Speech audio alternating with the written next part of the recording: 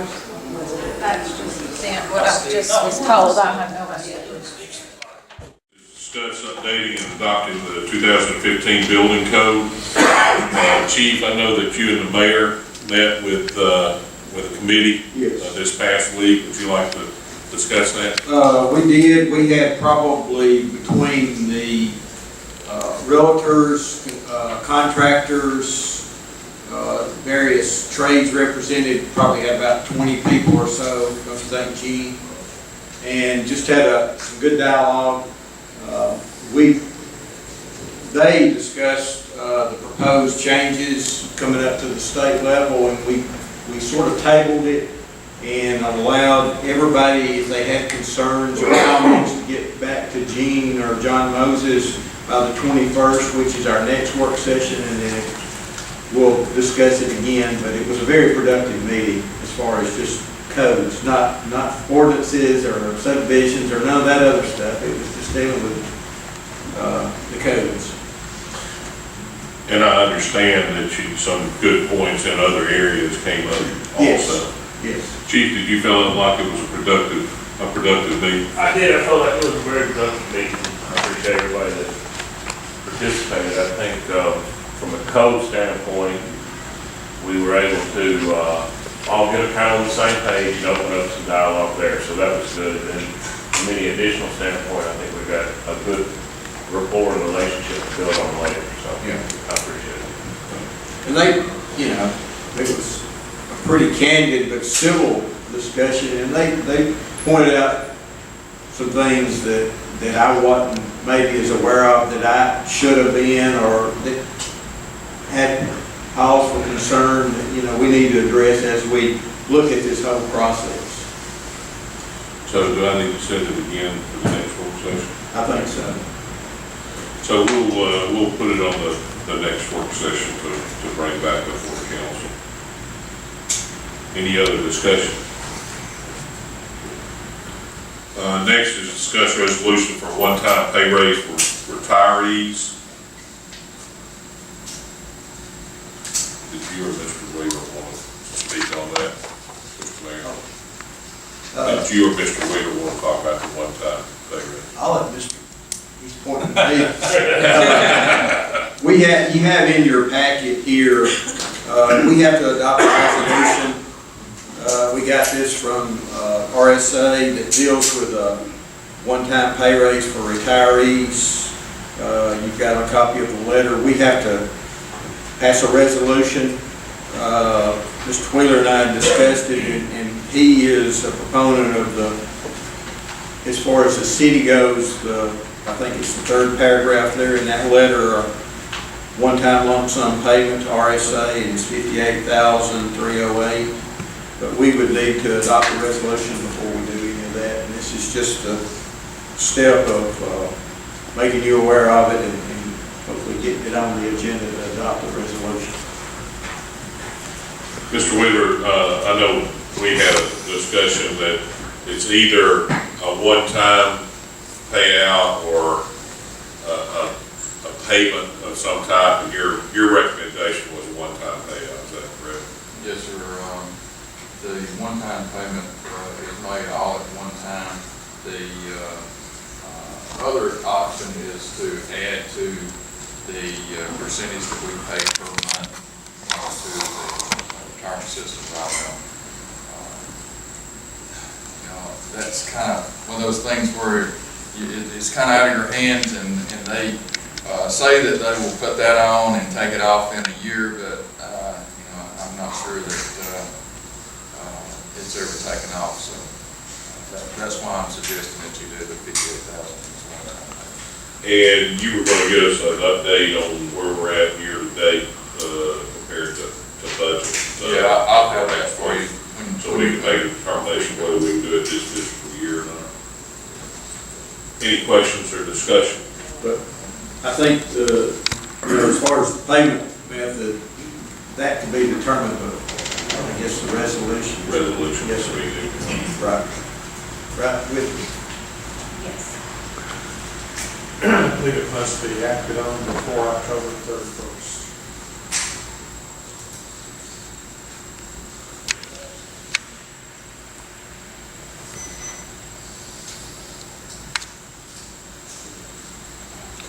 We'll set that for next week's council meeting.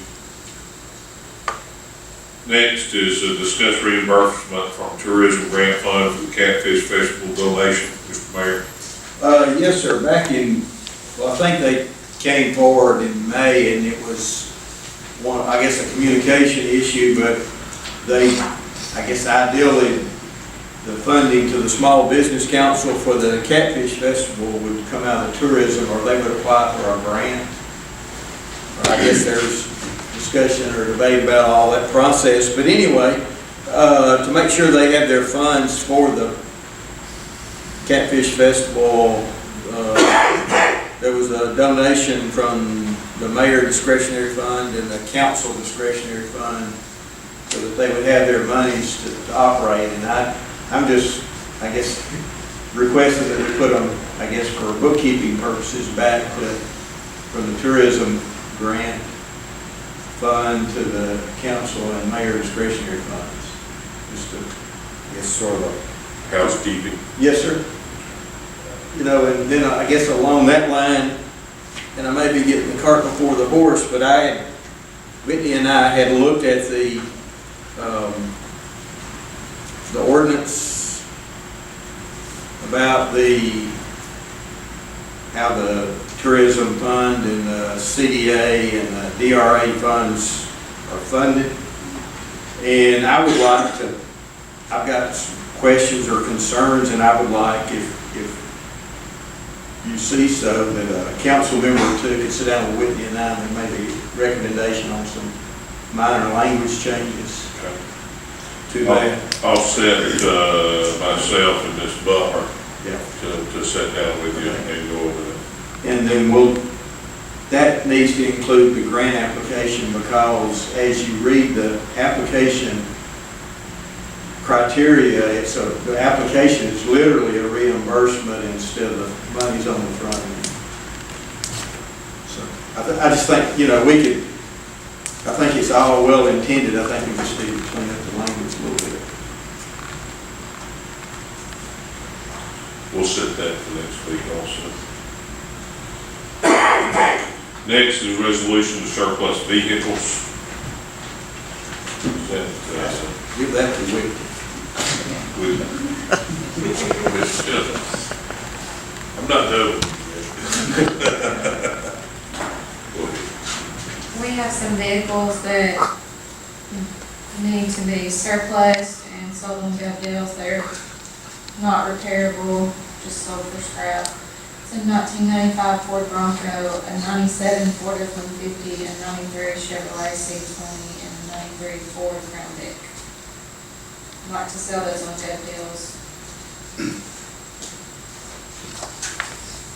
Are these the vehicles that were sitting at the motor pool? Yeah, they're just in the field, they're against the fence, inoperable. Any discussion? We'll set that for next week also.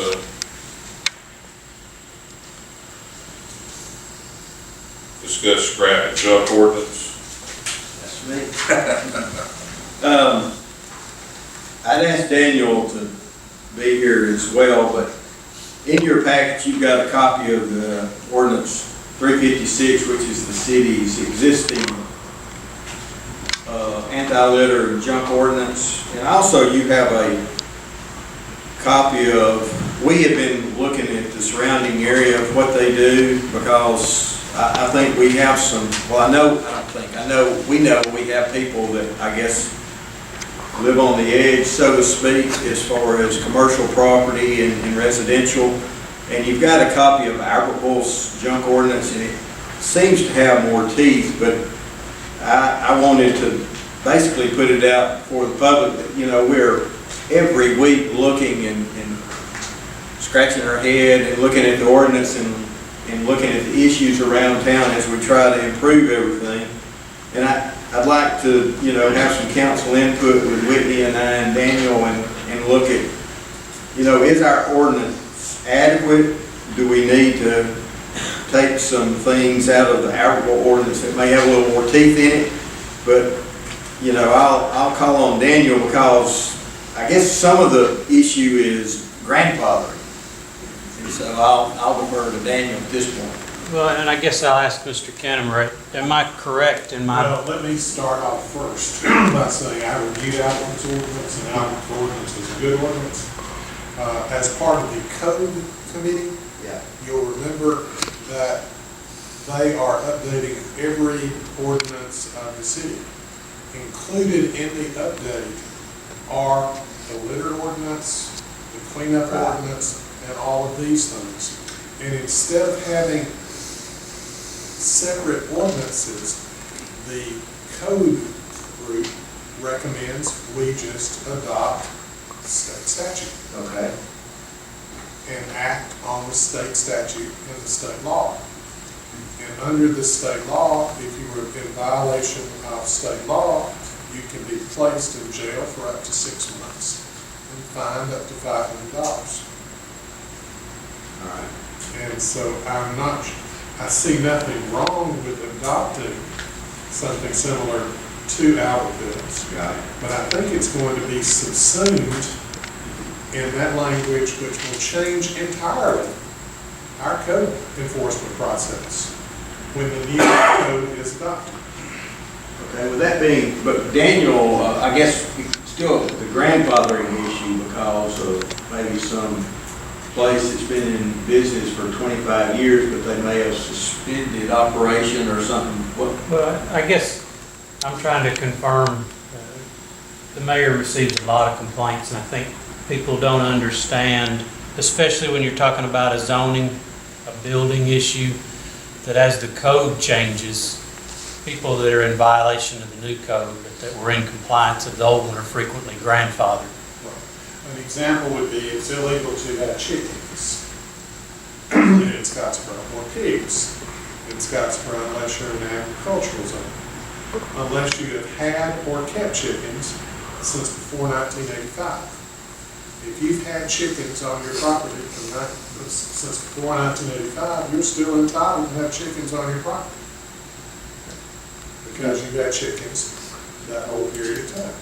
Now, if there is a gap, state statute or ordinances will determine what that gap is, where you lose the right to have chickens.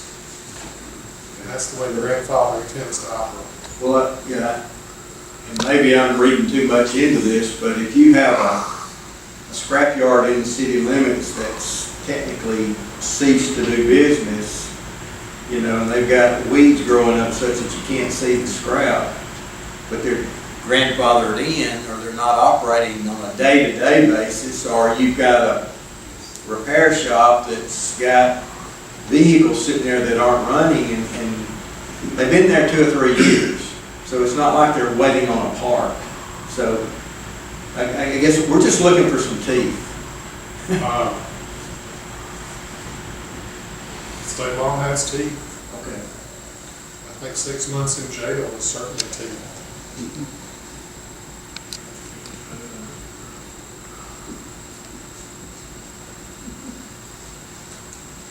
But like anything, the enforcer has to prove the violation of the law, has to prove the ordinance, and bears the burden of proving beyond a reasonable doubt and to a moral certainty, Right.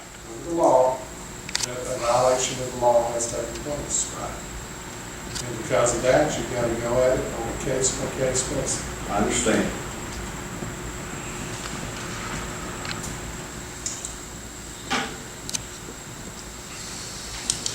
We just got through, well, there is currently before the state Supreme Court an issue as to the conveyor on Goose Pond Island. Yes. And whether the conveyor on Goose Pond Island has been abandoned. That's right. The plant that conveyor went to hasn't been there for 20+ years. The court made a determination that there was no abandonment of the conveyor because they tested and turned it on periodically, following the law. That was disputed, but that was evidence for the court. The court ruled that way, or the circuit court ruled that way, and the Court of Civil Appeals has affirmed it. It's now bidding for the state sprinkler. Okay. So it's not just black and white kind of thing. Understand.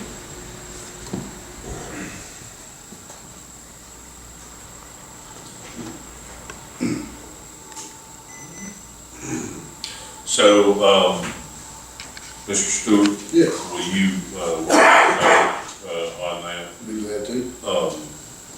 Mr. Smith, Yes. would you also take part in that? Sure. Thank you.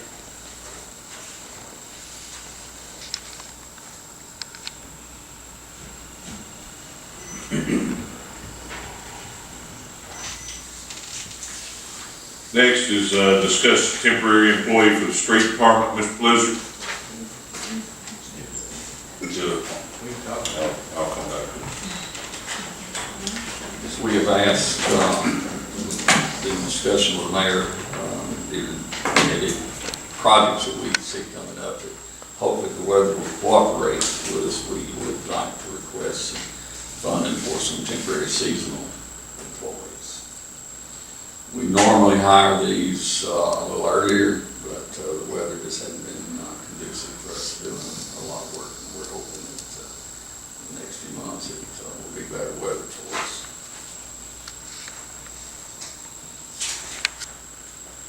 Second page in your packet under his cover letter should show it's a seasonal temporary, it's 13 weeks. And then Mr. Wheeler had calculated the taxes and all. This would overlap 2 fiscal years. But it would be a seasonal temporary employee, 2 of them. Is this within your budget, Mr. Blizzard, or do you need a budget amendment? And we'll need a budget amendment for that, so.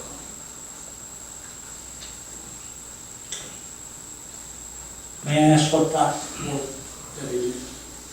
They'll be helping out on the road crews, on some projects that we have going, like, Broad Street and Heroes Drive, Cecil Street, probably still be working on the park down here, removing the trees, so they'll be doing labor type work. We're not talking about, like, when school's out, using one kid, or using kids, we're talking about adults. 2 adults. That's true. And we've entered into an agreement with Lozier to do some pretty extensive drainage work that's really somewhat connected to the Cedar Hill drainage project that runs behind the armory. We're gonna be removing some tile and they're gonna be setting a fence back and rip wrap and redoing that ditch that runs all alongside the end to try to improve conditions. We've got a lot of rock projects to do. Yes. Put that on next week. Yes. I skipped a line item, discussed, repealing ordinance 211, Porter Road restriction. Mr. Mayor, you want to? Yes, sir. As you know, we recently had to close Cecil Street for the water line replacement. We've still got some culverts to be replaced.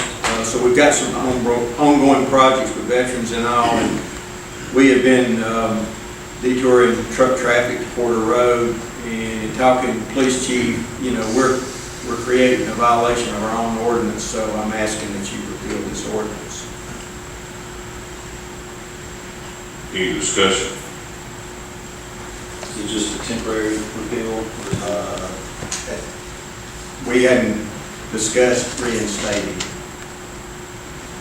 Did we, and we talked about earlier, did we not promise the people when we were doing this project that we wouldn't put these large trucks back on that road? I wasn't here. I do know, the truck route being used on Porter and Woods Cove is, I talked to John Maples today, and this is beneficial for their business and Lozier's, that the trucks do travel Porter and Woods Cove. That it's a much smoother, I guess, less obtrusive route than coming to Cecil and by those schools, so this is for their benefit as well. May I ask Mr. Blizzard, Was this road designed for large trucks? I mean, I don't have any problem with it as long as they don't go in and tear up a brand new road because it's $1 million, whatever. I'm gonna refer that to Josh. Josh been on the. Josh Street line. It was designed for truck traffic. The road is wide, the curves, the turn radiuses, it was designed for trucks to travel on. So in your opinion, if we do this, those trucks won't tear up this road? Correct. Thanks. Any other discussion? Yeah, it does seem to me, I remember that we had stated that we would not make it for truck traffic, the emergency vehicle only, if I remember right. Maybe wrong, but it seems like I do remember that. Something we need to talk about when we do, before we Of make a course, decision. sometimes things change and sometimes you do things that you didn't think you would have to. It's true, I don't know how they are going to travel if they don't do it. it's very true. But as long as it doesn't do any damage, I don't have a problem with it. If it does, then I do. And we need to know that for sure before we go. Chief and I have talked about this, and about enforcing the speed limit. And, I want to be pro-business, and Maples is our largest employer, and they feel like it's extremely beneficial to them.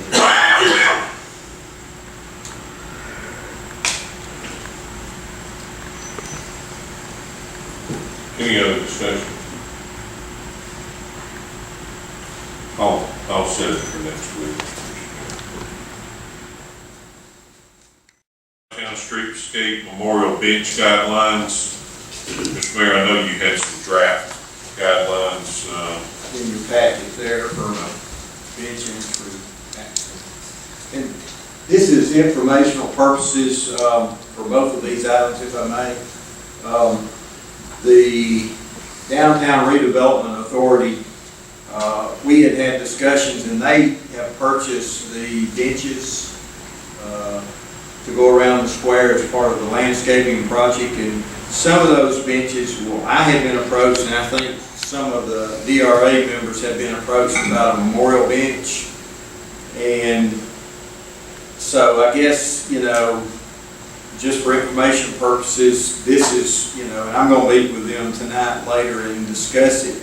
But it's basically, if ever a bench ended up with a memorial plaque on it, I don't know if there's a problem with that, as long as it's a uniformity. The color's already been determined. It's just a matter of if people want to buy a bench in honor of a certain one. I know I have been approached about somebody wanting to buy a bench in honor of some whittlers that used to be on the square and that sort of thing. But this is just talking about some uniformity, and then, whatever they determine to sell that bench for, would be them to determine, but that way we'd just, have some sort of a plan, if you will.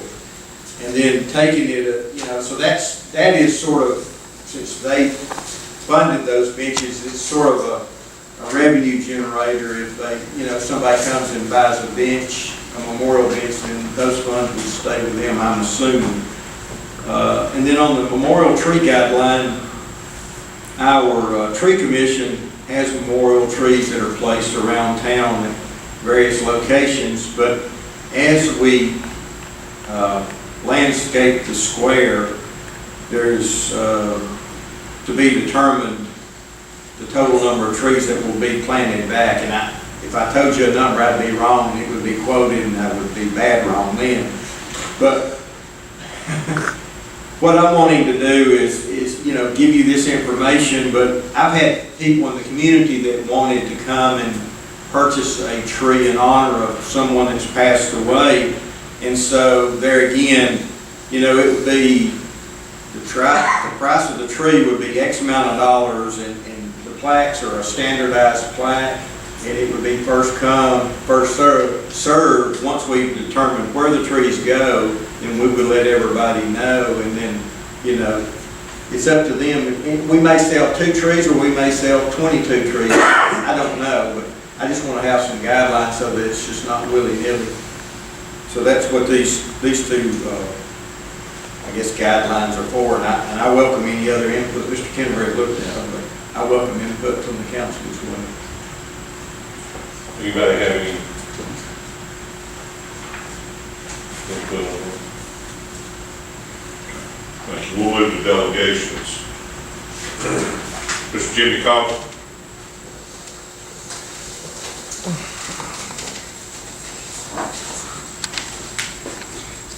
Hello, everybody. I just wanted to take a few seconds to talk to you about an application I put in for it's a tourism grant for Oktoberfest. It's another festival we're putting on in Goose Pond. The end of October, October 28th, I believe, Saturday. I noticed in the application there was seemed to me like in the application there was a deadline to turn it in. So I discussed with Mr. Wansford and Mr. Stewart about getting it turned in, and we discussed, it was over the weekend, so we discussed trying to find solid numbers for everybody. So I need to get with some advertisement folks and find out exactly how much to ask the tourism folks for, but I just wanted to bring it to everybody's attention. If anybody had any questions, I can answer. And what type of event is it going to be? Similar to Summerfest, we're going to have 4 or 5 bands. Again, stuff for kids to do. It's going to be similar to like Oktoberfest that they have in Madison, or on the Arsenal. Obviously, a little bit smaller than what they do. And without the beer. Right. Okay.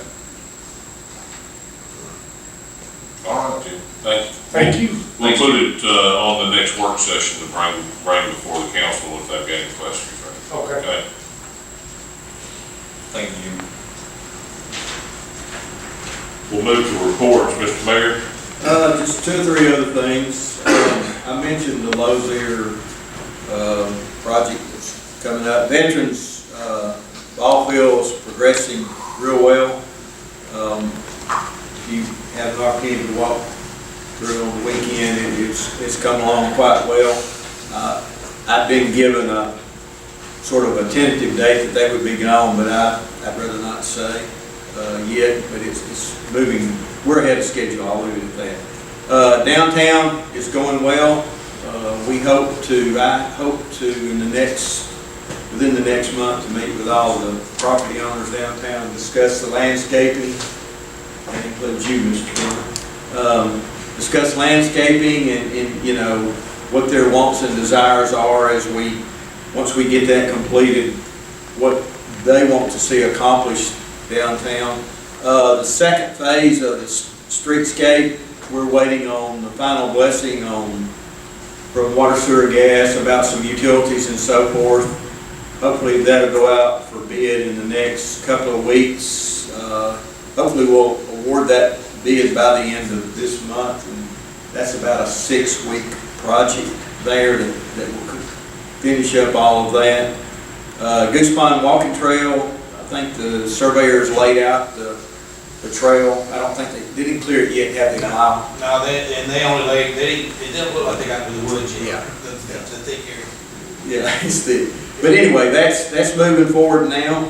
We got a notice of intent on the service road on 7235 from ADM. Josh forwarded that to AlDOT for them to have it, and then we should have that paperwork back within the next 30, 45 days. So that project we look to put out this fall sometime to bid. Clemens Road, we're still expecting from discussions with the state that project will bid in November. We hadn't had any change since our last discussion on that. And other than that, I have enough to say. Thank you, Mr. Mayor. Mr. Butler? I don't have any. Mr. Patrick Stewart? Just thank everybody for coming out this evening, and glad to see Jimmy, you're planning another event in October. The last one brought a lot of folks in from out of town. I'm sure this one will as well. Thank you. Gary Stewart, I don't have anything tonight. Mr. Smith. I don't have anything.